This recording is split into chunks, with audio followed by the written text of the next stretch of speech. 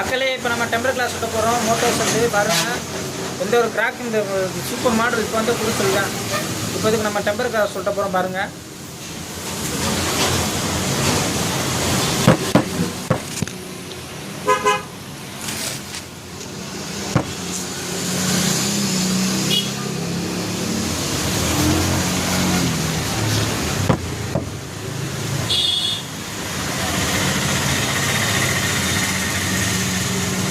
Oh my god, temper glass, super glass, original glass and quality பிச்சிக்ரு இந்த temper கிளாஸில்.